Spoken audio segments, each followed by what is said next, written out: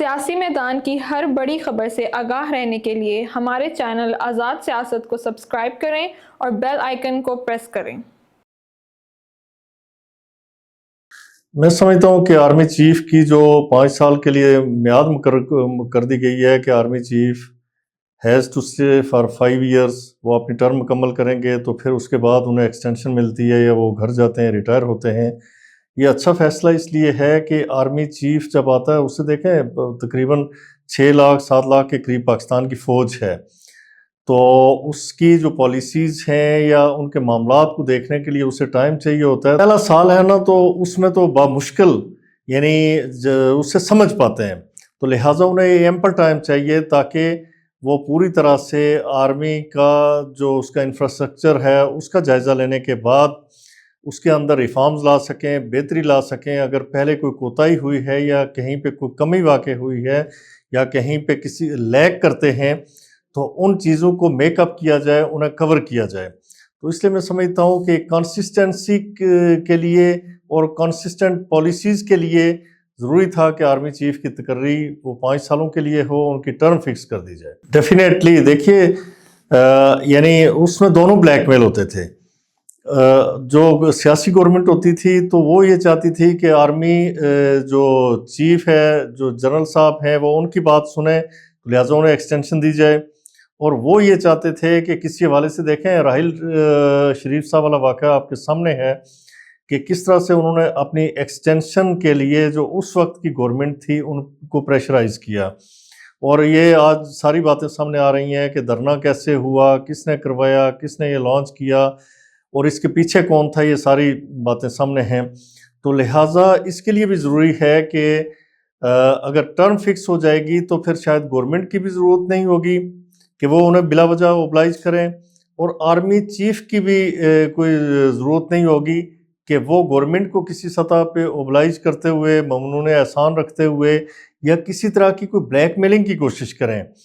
یا پریشرائز کر کے تو وہ اپنی ایکسٹینشن لیں۔ لہٰذا وہ ایک ادارے کے طور پہ الگ تھلگ اپنا کام کرتے رہیں گے irrespective to it کہ جی ان کی میعاد کتنی رہتی ہے اور کتنی ہے۔ جب فکس ہو جائے گی تو یہ اس طرح کی بلیک میلنگ یا اس طرح کے معاملات وہ سامنے نہیں آئیں گے۔ دیکھیے میں سمجھتا ہوں کہ ججز کی تعداد تو بڑھنی چاہیے تھی۔ پہلے تو یہ تھا کہ 23 کا فگر آیا تھا، پھر اس کے بعد جب امینڈمنٹ آئی تو 34 ججز کو اپائنٹ کر دیا۔ اب یہ میں نہیں سمجھ سکا کہ ابھی ان کا کیا ہے، رولز ذرا بنیں گے پتہ چلے گا کہ جو ہمارا کانسٹیٹیوشنل بینچ ہے یا کانسٹیٹیوشنل یعنی کورٹ تو نہیں بن سکی لیکن بینچ میں کتنے ججز ہوں گے، اور ان کے جو فیصلہ ہوگا یعنی 184(3) کی ڈائریکٹ اگر کوئی پٹیشن آتی ہے تو وہ ظاہر اس کانسٹیٹیوشنل بینچ کے پاس جائے گی، اور جب اس کی اپیل سنے گی تو اپیل کتنا بڑا بینچ سنے گا، تو اس کے لیے تعداد کی تو ضرورت تھی۔ پھر یہ ہے کہ لوگ تھک جاتے ہیں، یعنی بڑی مشکل سے ان کا کیس سپریم کورٹ تک پہنچتا ہے، لیکن وہاں پہ کئی سال لگ جاتے ہیں، یعنی 10 15 سال، تو وہ پینڈنسی اتنی بڑھ جاتی ہے، اور جو اس کا کنکلوژن ہے یا اس کا جو ڈیسیژن ہے اس میں اتنا ٹائم لگ جاتا ہے کہ یا تو آپ نے دیکھا ہوگا بہت دفعہ اس طرح سے ہوا کہ جب اپیل ٹیک اپ ہوئی تو پتہ چلا کہ جس ملزم کی اپیل تھی اس کی یا تو ڈیتھ ہو چکی ہے یا اپنی سزا پوری کر کے جا چکا ہے۔ اگر کوئی سول اپیل تھی تو پتہ چلا کہ اس کی تو ایکسیکیوشن ہو گئی اس فیصلے کی، تو لہٰذا آپ کی جو اپیل ہے وہ انفکشس ہو گئی، غیر مؤثر ہو گئی، تو وہ اپیل وڈرا کرنی ہوتی ہے۔ تو لہٰذا ضرورت تھی اس بات کی کہ ججز کی تعداد میں اضافہ کیا جائے۔ اللہ کرے کہ ایک عام آدمی جو ہے، عام لیٹیگنٹ ہے، اس ملک کا غریب، مظلوم، محکوم اور پسا ہوا فرد، اسے انصاف مل سکے۔ میں سمجھتا ہوں جی چیف جسٹس صاحب نے تو بالکل قانون کے مطابق، آئین کے مطابق ڈیسیژن لیا، اور یہ خط میں سمجھتا ہوں مجھے بہت حیرانی ہوئی یہ خط پڑھ کے اور لکھا جانا، یعنی بہت میچور ججز ہیں۔ انہوں نے تو منصور علی شاہ صاحب ماشاءاللہ وہ لاہور ہائی کورٹ کے چیف جسٹس رہے، اس کے بعد وہ ذرا سینئر پیونی جج تھے، الگ بات ہے چیف جسٹس نہیں بن سکے۔ اسی طرح ایکسپیرینس جج ہیں جسٹس منیب اختر صاحب،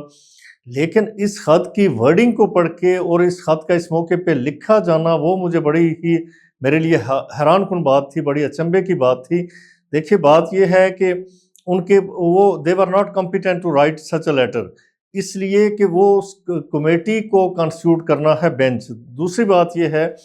کہ جب سے 26ویں آئینی ترمیم اپروو ہو کے آئی پارلیمنٹ سے، تو اس کے بعد یہ ہے کہ جتنے کیسز منصور علی شاہ صاحب یا منیب صاحب کے پاس جاتے رہے، وہ یہی کہتے رہے کہ چونکہ یہ اب پریروگیٹو ہے، یہ جورسڈکشن ہے کانسٹیٹیوشنل بینچ کی، تو لہٰذا یہ چونکہ آئین امینڈ ہو چکا ہے،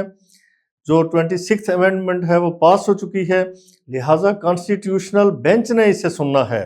ہم نہیں سن سکتے۔ لیکن یہ بھی ایک کانسٹیٹیوشنل میٹر ہے، یعنی کانسٹیٹیوشن کی امینڈمنٹ کو چیلنج کیا گیا،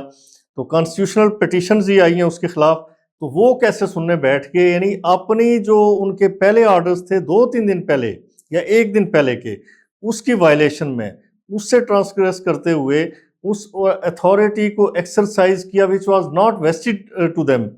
تو وہ انہوں نے کورٹ بھی تشکیل دے دی، یعنی کورٹ بھی کنوین کر لی۔ اور میرا خیال یہ ہے کہ شاید وہ چاہتے تھے کہ اس سے پہلے کہ جو جوڈیشل کمیشن کا اجلاس ہے وہ ہو جائے، اس سے پہلے ہم یہ کر لیں کہ 26th امینڈمنٹ کو سٹرائک ڈاؤن کر لیں یا اسے سٹے کر دیں۔ لیکن یہ یاد رہے کہ اس کے نتیجے میں 26th امینڈمنٹ کے نتیجے میں ہی جناب یہی آفریدی صاحب سپریم کورٹ کے چیف جسٹس مقرر ہوئے ہیں، وہ بنے ہیں، ان کے اپائنٹمنٹ ہوئی ہے، لہٰذا اسے سٹرائک ڈاؤن نہیں کیا جا سکتا تھا۔ اور یہ خط لکھنے کا فائدہ میں سمجھتا ہوں کہ اس سے کوئی اچھا تاثر نہیں ان کے حوالے سے ابھرا، کوئی اچھا امیج نہیں بنا، اور کوئی اچھا پیغام نہیں گیا لیگل فریٹرنیٹی میں کہ اتنے میچور ججز یہ کیا کر رہے ہیں۔ اور پھر ساتھ یہ ہے کہ حکومت کی جو بات ہے اسے تقویت ملتی ہے کہ کوئی خاص ایجنڈا ہے جس پہ کام کیا جا رہا ہے، خاص پارٹی کو فیسیلیٹیٹ کرنے کے لیے، خاص گروہ کو فائدہ پہنچانے کے لیے، کسی خاص فرد کو بینیفٹ کرنے کے لیے سارا کچھ رچایا جا رہا ہے۔ It was very unfortunate. اور دیکھیے بات یہ ہے جہاں تک سکم کی بات ہے، اس لیے کہ جو 13واں ممبر تھا نا، وہ ہونا تھا جو جو کانسٹیٹیوشنل بینچ کا سینئر موسٹ ممبر ہے، اس میں لکھا ہوا ہے وہ he should be the member of the judicial commission. اب وہ ظاہر ہے پہلا اجلاس یعنی جب کانسٹیٹیوشنل بینچ ہی نہیں بنا تو ممبر کہاں سے لاتے؟ اسی جوڈیشل کمیشن کی میٹنگ کے بعد کانسٹیٹیوشنل بینچ فارم کیا گیا۔ اب اس کے سربراہ بن گئے ہیں امین الدین خان صاحب، اور امین الدین خان صاحب یا جمال بندوخیل صاحب ہی will be member of the judicial commission, تو پھر یہ کور ہو جاتا ہے۔ پہلے ظاہر ہے کانسٹیٹیوشنل بینچ کی تشکیل ہی نہیں پائی، اسی جوڈیشل کمیشن نے کرنی ہے، تو پہلا جو اجلاس ہے وہ اس کے بغیر ہی ہونا تھا۔ قانونی طور پہ اس میں کوئی غلطی نہیں، یعنی وہ کسی اور بندے کو یعنی توقع کے مطابق تو نہیں بٹھا سکتے جی کہ امین الدین خان صاحب نے بننا ہی ہے، تو لہٰذا بننے کے بعد جو سینئر موسٹ ہوگا اسے وہاں پہ اس کا ممبر بنانا تھا، پھر 13 تعداد ہونی تھی تو 12 ہو گئے، کورم بھی پورا تھا۔ اور جو فیصلہ ہے جہاں تک میں سمجھتا ہوں کہ امین الدین خان صاحب ذاتی طور پہ ایک شریف النفس انسان ہیں، کانسٹیٹیوشنل بینچ کے سربراہ کی حیثیت سے میں توقع کرتا ہوں کہ وہ بہت اچھے فیصلے کریں گے،